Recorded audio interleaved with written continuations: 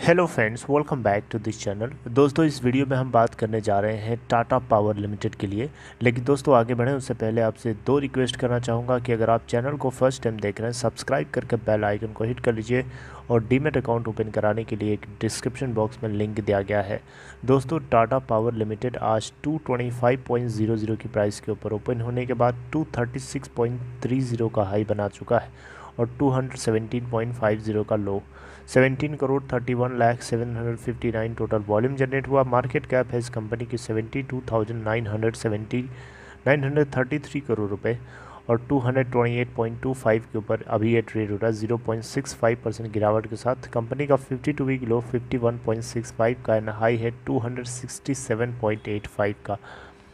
दो अपडेट्स हैं, दोनों आप लोगों के साथ शेयर करना ज़रूरी समझता हूँ। देखिए दोस्तों, अपडेट नंबर 1 थोड़ी सी आपको पुरानी है, लेकिन मैं माफ़ी चाहूँगा। आई वॉज नॉट वेल, मेरी तबीयत सही नहीं थी, जिसके चलते मैं आपको पहले नहीं बता पाया, लेकिन 2-3 दिन पुरानी अपडेट है। लेकिन चलिए बता देता हूँ आपको अभी। टाटा पावर आप देख सकते हैं यहाँ पे $500 मिलियन रेस करने के लिए फिर से कोशिश में जुट चुका है अपने रिन्यूएबल यूनिट के लिए। जी हाँ, रिन्यूएबल यूनिट मतलब कि कंपनी जो है अपने रिन्यूएबल सेक्टर से जितनी जनरेशन करना चाहता है, ग्रीन एनर्जी सेक्टर, उसमें $500 मिलियन ये इन्वेस्ट करने के लिए अलग अलग फंड हाउसेस को अप्रोच कर रहे हैं। इवन बातचीत भी हो रही है, जैसे large pension and sovereign asset managers हैं, जिसमें Canada pension plan invest board, CPPIB and government of Singapore investment corporation यानी GIC, है ना, ताकि $500 मिलियन जो है कम से कम ये उठा सकें, रेज कर सकें इनिशियल पब्लिक ऑफरिंग से पहले यानी ये अपने रिन्यूएबल एनर्जी यूनिट को स्टॉक एक्सचेंज के ऊपर लिस्ट करना चाहते हैं ताकि और वैल्यूज़ को अनलॉक किया जा सके। लेकिन लिस्टिंग से पहले ये $500 मिलियन रेस करने का टारगेट इनका रखा गया है और इसको लेकर के जो नेगोशिएशंस हैं वो फॉर्मल स्टेज तक पहुंच चुके हैं, राइट।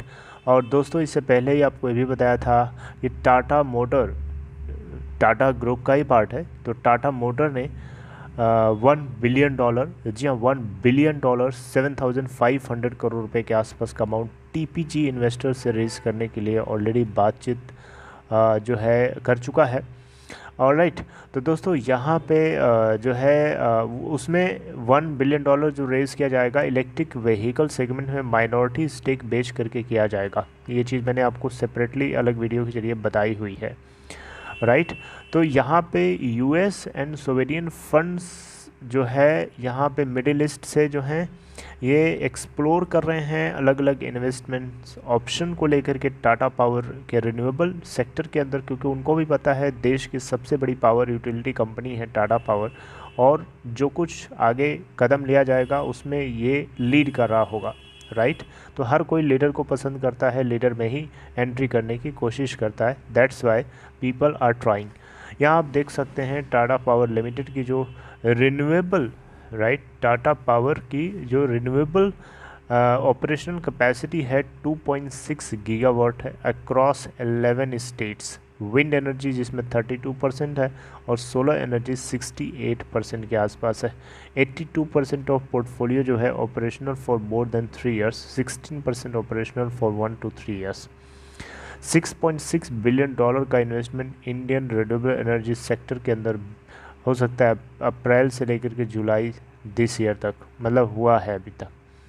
टाटा पावर जो है रोप करने की सोच में पड़ा हुआ है इन मॉलिस एंड फंड रेसिंग एक्सरसाइज के लिए यहाँ पे, और ये और अलग अलग ऑप्शंस को एक्सप्लोर कर रहा है। दूसरी एक और अपडेट है दोस्तों, आप इनको पहचान रहे होंगे, ये प्रवीर सिन्हा है, टाटा पावर के मैनेजिंग डायरेक्टर और CEO, और इनकी ही लीडरशिप में सब कुछ आपको अच्छा होता हुआ दिखाई दे रहा है। तो टाटा पावर आप देख सकते हैं यहाँ पे रिन्यूएबल एनर्जी पोर्टफोलियो को बूस्ट करके 6 फोल्ड यानी 6 टाइम्स तक करना चाहता है 2030 तक, राइट। तो ये अपने अभी अगर हम देखें तो ग्रीन एनर्जी पोर्टफोलियो जो है टाटा पावर लिमिटेड का 4 गीगावाट का अभी प्रेजेंटली टोटल है और ये इसको 2030 तक जो है इसका कितना टाइम्स था, 6 टाइम्स ना, तो 6 4 जा 24, यानी लगभग 25 गीगावाट तक ये लेके जाना चाहते हैं। हर साल 2 गीगावाट ये बढ़ाना चाहते हैं अपने पोर्टफोलियो में ग्रीन एनर्जी सेगमेंट को, राइट।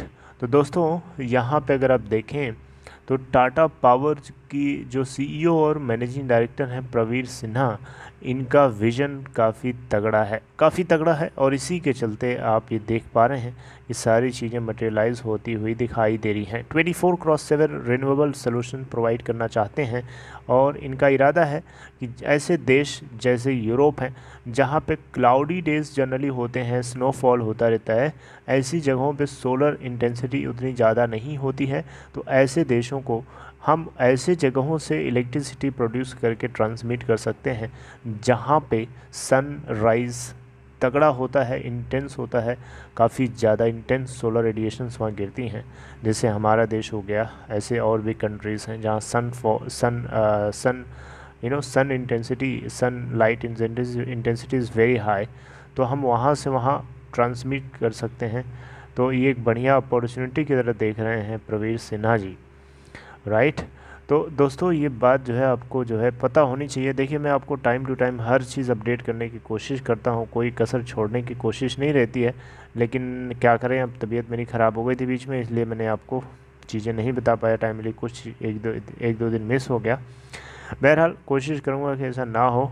दोस्तों एक चीज़ और आपको बार बार रिपीट करके बताना पड़ता है, ये चीज़ आपको पता भी होनी चाहिए कि भारत सरकार, government of India, prime minister Narendra Modi ji की तरफ से ये अनाउंसमेंट किया गया था कि 100 गीगावाट तक हमारा देश जो है रिन्यूएबल एनर्जी सेक्टर के अंदर ऑलरेडी क्रॉस कर चुका है।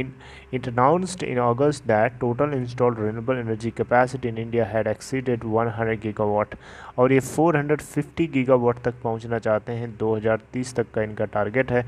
और इवन ये भी चाहते हैं मोदी जी कि हमारे देश में 2030 तक 30% टोटल इलेक्ट्रिक व्हीकल पेनिट्रेशन होना चाहिए, यानी हमारे देश में 2030 तक जितने लोग टोटल व्हीकल चलाते हैं उसका 30% इलेक्ट्रिक सेगमेंट से होना चाहिए और बाकी 70% किसी भी सेगमेंट से हो, फ़र्क नहीं पड़ता, लेकिन 30% होना चाहिए, ज़रूरी है। ये मैंडेटेड यहाँ पे इनका टारगेट है, गोल है मोदी जी का।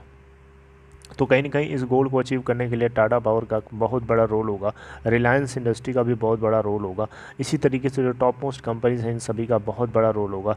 और ये टाटा पावर, आपको क्या लगता है, सिर्फ पावर सेक्टर नहीं, इलेक्ट्रिक व्हीकल को चार्ज करने का स्टेशन भी बनाएगा अलग अलग जगहों पे, अलग अलग तरीके से, अलग अलग विंग्स हैं इसके जो इसके लिए काम करेंगे।